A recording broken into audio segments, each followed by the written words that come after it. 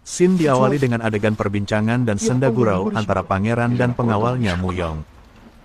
그러니까 왜 그런 위험한 일을 벌이셨습니까? 나 혼자 살자고 한 것이 아니다. 이러고 무사하겠느냐? 어진 너의 마누라도 살아남지 못할. 그러니까 왜 그러셨냐고요? Mereka merencanakan untuk pergi ke Dongnae, menemui tabib Li untuk mencari tahu apa yang sebenarnya terjadi kepada Paduka Raja. 내 너의 삼족을 멸할 저, 그놈이 정말 재밌습니까? Di tengah perjalanan, pangeran merasa aneh karena di dalam hutan dia tidak mendengar suara binatang maupun serangga. 그게 그렇게 이상하십니까? 너무 고요하다. 아까 Di tengah kesunyian, tiba-tiba Mo Yung melihat bangunan rumah. Segera mereka menuju ke sana. 저기인가? Ternyata rumah tersebut adalah klinik Jiyulheon, akan tetapi kondisinya sangat memprihatinkan. Lalu Mo Yung pun memanjat tembok dan masuk ke dalam klinik untuk mencari tahu apa yang terjadi di klinik tersebut.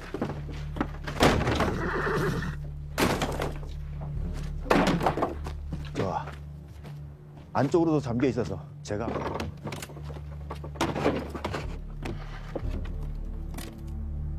Lalu Muyong pun membukakan pintu untuk pangeran.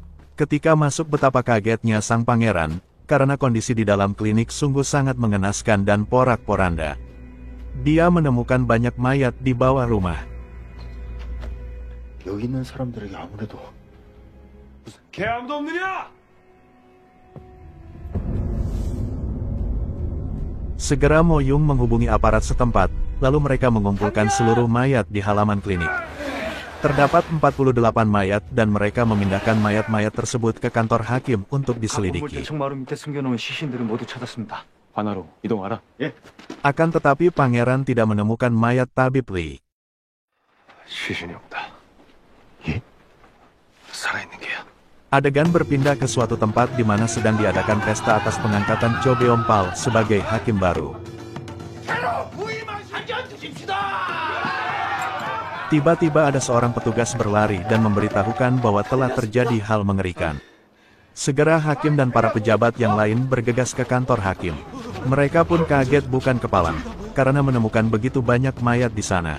Lalu petugas keamanan pun menerangkan bahwa mayat-mayat tersebut berasal dari klinik Jiyulheon.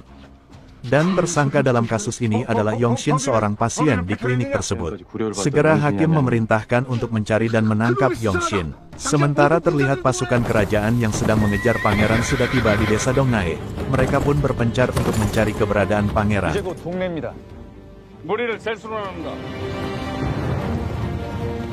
Adegan berpindah ke aktivitas di dalam istana raja, di mana terlihat para petugas sedang mengangkut mayat dan melemparkannya ke dalam kolam di belakang istana.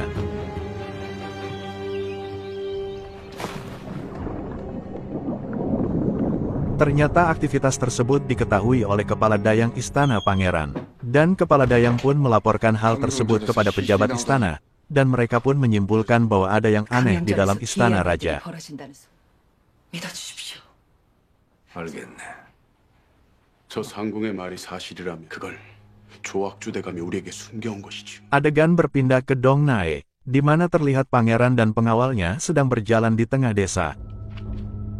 Mereka menemui Kim yang bekerja sebagai penyuplai tanaman obat untuk klinik Jiyulheon untuk bertanya perihal keberadaan tabib Li. 자네가 약적군 김 씨인가? 전 이번 일에 대해선 아무것도 모릅니다. 아주 중요한 일로 이승의 의원을 찾고 있네만. Kim pun mengatakan bahwa dia tidak tahu di mana tabib Li. Hanya dia memberitahu bahwa murid tabib Li yang bernama Seobi menanyakan tentang tanaman pembangkit yang berada di lembah beku. Berdasarkan informasi tersebut, pangeran dan Moyeng pun pergi ke lembah beku untuk menemui Seobi. Ketika bertemu, Seobi mengatakan bahwa ketika bencana terjadi tabib Li tidak selamat. 서비라는 의녀냐?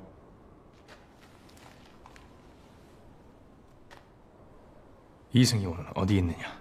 우린 이승이원을 찾아 한양에서 이곳까지 왔다.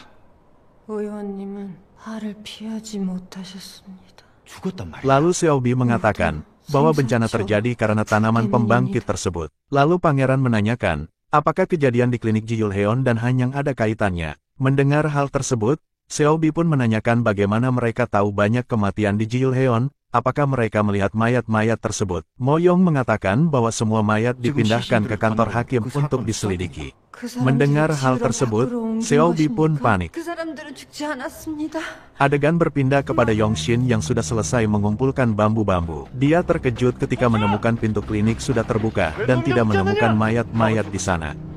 Ternyata mayat-mayat tersebut sedang diinvestigasi oleh petugas di kantor hakim.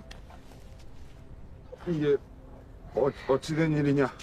시은의 크기가 호랑이나 늑대에 비하면 사람의 이빨 자국과 Di tengah kebingungan, tiba-tiba datang Yongshin menerobos kerumunan. Dia menjelaskan bahwa mayat-mayat ini belum mati dan harus dikurung karena dapat bangkit dan menyerang para penduduk. Alih-alih mendengarkan penjelasan dari Yongshin, hakim malah memerintahkan petugas untuk menangkap dan menjebloskan Yongshin ke penjara. 저 미친놈을 안 붙잡고 뭐 하는 거냐?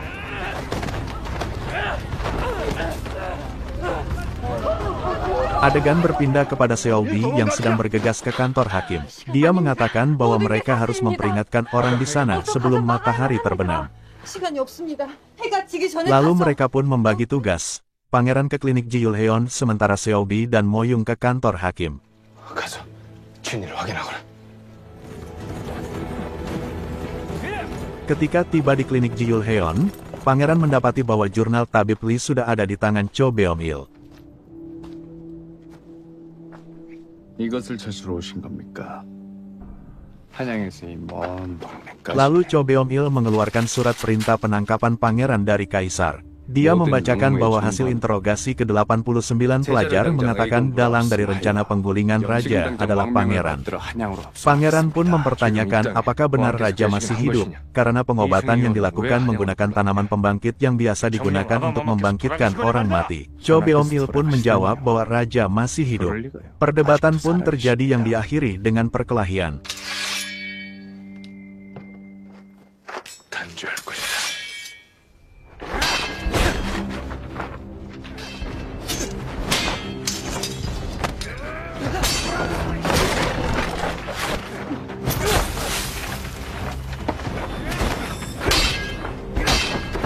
Ketika perkelahian berlangsung, tiba-tiba lemari di ruangan tersebut bergerak.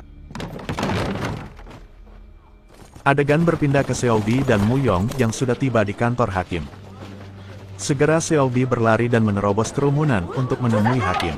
Di sana dia menjelaskan bahwa apa yang dikatakan Yongshin benar. Akan tetapi alih-alih mendengarkan, hakim malah memerintahkan petugas untuk segera menjebloskan Yongshin dan Seo Bi ke dalam penjara. 저 미친 년놈들을 당장 하옥시켜라!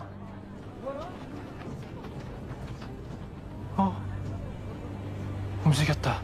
Scene berpindah ke istana raja, di mana terlihat seorang tabib sedang memeriksa kondisi sang raja.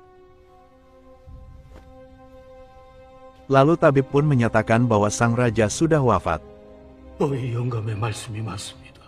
Akan tetapi, Tuan Chow dan Permaisuri menyangkal dan ingin memanipulasi keadaan sang raja. 왕을 살리는 것이 의원의 본분 아닙니까? Lalu dirubahlah sang raja menjadi zombie.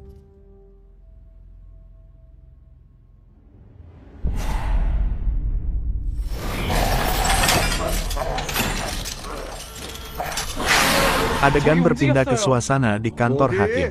Terlihat mayat tersebut mulai bergerak. Segera sang hakim meminta petugas untuk memeriksa.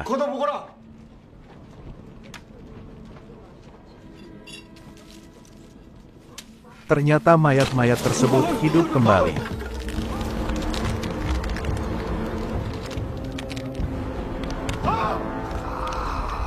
Dan pembantaian pun dimulai.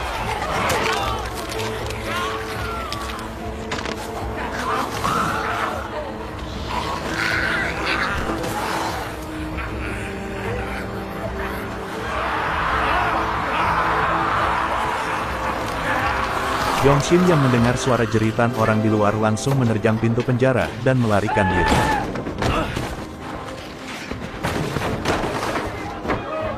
Adegan berpindah ke klinik Ji Yul-heon di mana petugas sedang berusaha membuka lemari yang bergerak. Ternyata ketika terbuka, sesosok zombie langsung menyerang dan menerjang petugas. Ternyata itu adalah tabib Lee yang sudah berubah menjadi zombie. Segera Cho Beom-il menusukkan pedangnya. Hal tersebut tidak menghentikan zombie. zombie malah balik menyerang Cho Beom-il dan ia pun tewas tergigit.